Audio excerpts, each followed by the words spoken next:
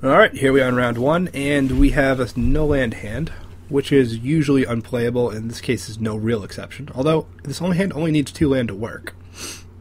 But we have to ship it. We have to ship it away. And we have a pretty bad second hand, but it's got plays, so I'm not going to go to 5. Alright, planes, yep. Hopefully this guy doesn't have the whole Armored Warhorse thing going on. We did pass a lot of those. Did we? Mm-hmm. Well, that Ice Cage is kind of nice, yeah. Alright, well, if he gets off to a slow start, we can pound him with some Coral Merfolk. Oh, he seems to have a play. That's bad. No. Grand Abolisher. What? I don't think that card is good. Not in draft? It's not bad, but it's not like... And in standard, it's pretty mediocre. It's only sometimes better than a Grizzly Bear. Only sometimes. In draft, it's actually just generally a Grizzly Bear. Like, I've never seen it do anything good in draft. Well, you don't actually ever see it if it works, so that doesn't really... Like, if Grand Abolisher does his thing, it never appears on the field. Also, I forgot to put the card window up. Griffin Rider. Okay. Oh, that's annoying. That's the kind of thing that's not vulnerable to the kind of removal that we have. I guess Turn to Frog might be good against the Griffin engine. Alright. Yeah. But I bet this guy thinks Grand Abolish is good against blue, so he's going to hang on to it and not attack. We do have a mana leak. Okay, no. He's under no illusion that his guy is good. Do we trade that? No. No, I'm willing to raise him. I don't care. That's what our deck does. I could give a damn. Well, that's nice. It is kind of nice, isn't it? Mm-hmm. You want to block? If he doesn't, that probably means he's got a Griffin, so we might be in trouble. If he curves out with the Griffin engine, that could be bad.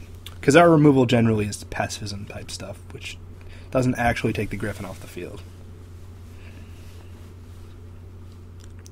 Also, white isn't really one of the colors that's typically good, or that Ice Cage is typically good against.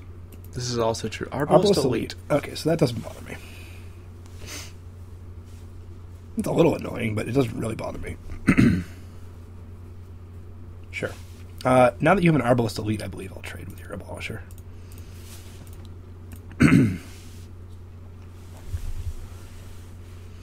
This will at least make the clock even. And I suppose I'll pacify the hell out of his guy. Oh, geez. That's another basic land. Okay, so we don't need to draw another land. Never be fooled into thinking that 16 land is too few, because it can well be too many. We have 6 land in a deck that doesn't have any 6-drops. Yeah. Okay. Life goes on, I guess. It's a cage of ice. Yep. Hopefully that pause was him trying to figure out a way to break the cage off and failing at it. And who knows? Maybe Sarah Angel has got what it takes to just win this game. I don't know.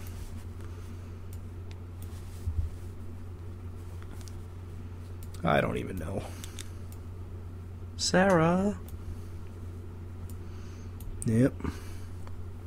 Coral Merfolk, huh? There's worse cards to build a deck around, but not many.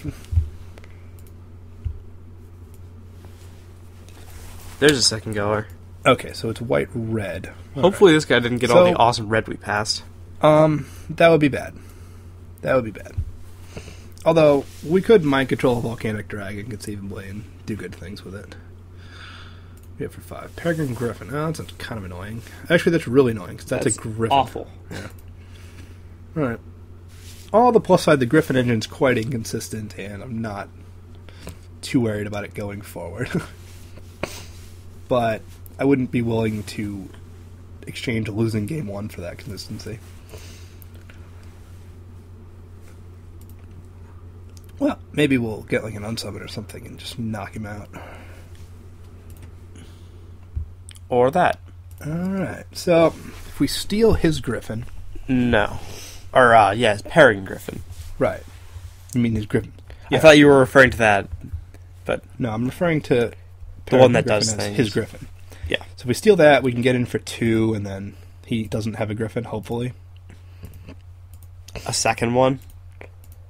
Right. And hopefully he doesn't also have like some other crazy bomb creature that is going to come down and deal with this. Because I have no answer to anything else. Unless Sarah Angel can beat it up. Which, you know, is kind of not a terribly far-fetched proposition, but I don't know. Alright, so he's going to 14. Yep. I guess he could, like, stave the Ice Cage off at any moment and just randomly shoot one of our guys with this thing. Which would be annoying. But he needs, shoot the he needs at least 4 mana open to do that. So as long as he plays a spell, we're fairly safe from that. Right. But it can only actually shoot the merfolk. You mean to death? Yeah. Right. It can hit the Peregrine Griffin down to 1 toughness left for the turn. And they can block it with a fire. I'm just pointing out that he can do that. Yes. Now, what do you got? Another Griffin. Oh. Really? No, it sucks, but what are you going to do? I guess maybe he has a ton of Griffins. No, he must have just drawn that. No, I mean, his deck has a ton of Griffins. Oh, yeah. We have to bring in Turn Frog against that. Yeah. Which is awesome. Or just bring in more Ice Cages. Deal with it. Because you can Ice Cage the Rider, and then the Griffin's just a regular Griffin. Yeah. Yeah, obviously you attack with the Griffin Rider. Come on. Let's be serious here.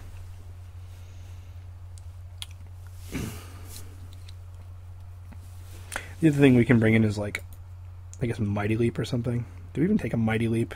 No. Nah. That card's You bad. took a That Goblin card's Grenade kinda, over it. That card's kind of bad anyway. I don't think I want that. But you can, like, Mighty Leap or Coral Merfolk can trade with the Griffin Rider, but that's 2 for 1. That's awful. Okay, Oh. that's kind of nice. Do I have enough to kill him in 2 shots? So Yeah, actually we kind of do. if we attack with the Peregrine Griffin... Then he blocks it and takes 0? Right. So I'm going to not do that. Alright, yeah, I'm just going to play Sarah Angel. Because playing Sarah Angel is one of my favorite things to do.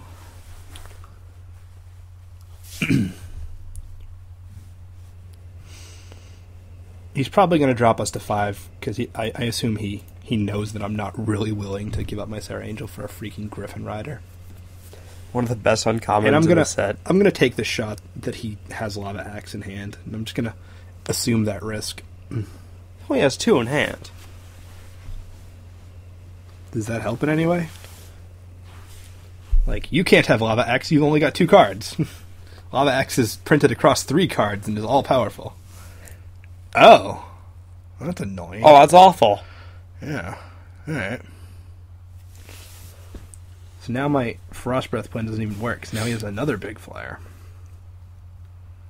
And now one can exile the Mind Control. Oh. Ugh. Well, actually, my plan still kind of does work.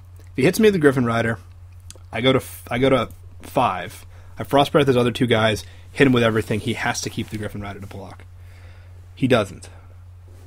Interesting. Alright, so we have a shot out of this now.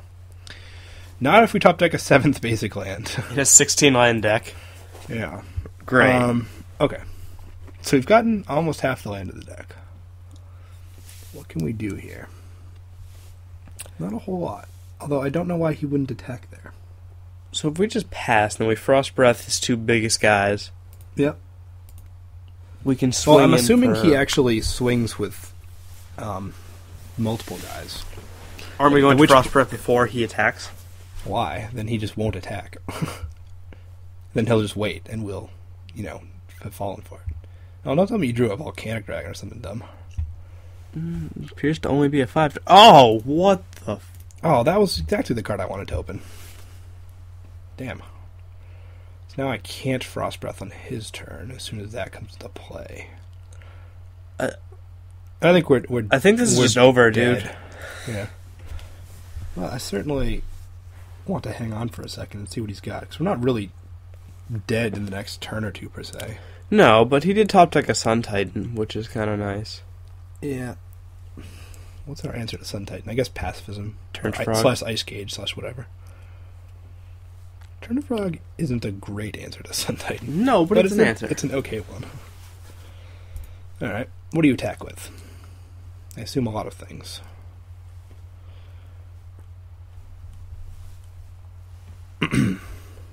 Nothing. Okay. Awesome. So, I can go for the Frost Breath on his big creatures, get in for some flying damage, and then draw what to get out of this? Not much. I honestly don't even think we can win this. The Sun Titan makes it somewhat unwinnable, you're right. Yeah, that's kind of the role of Titans in draft. Oh, wait. Kind of make it somewhat unwinnable. We can't Frost Breath on his turn. Yeah, I know. We can Frost Breath now, it does the same thing. Yeah, but Grand Abolisher It doesn't do anything. No. This is like the situation where he's built for it and he doesn't really do much because he'll just play it on their turn. I think we're just screwed. So I'm curious what he's waiting for, though. Is he going to try to kill me in one attack? Because I don't think he can. I guess if we drew Unsummon, we could beat him down. Well, I suppose I'll Frost Breath down his big flyers and get in with at least the Sarah Angel. Sure. That gets us a little time and drops him kind of low. I right? guess. Down to 10. Yeah. Really pushing for it.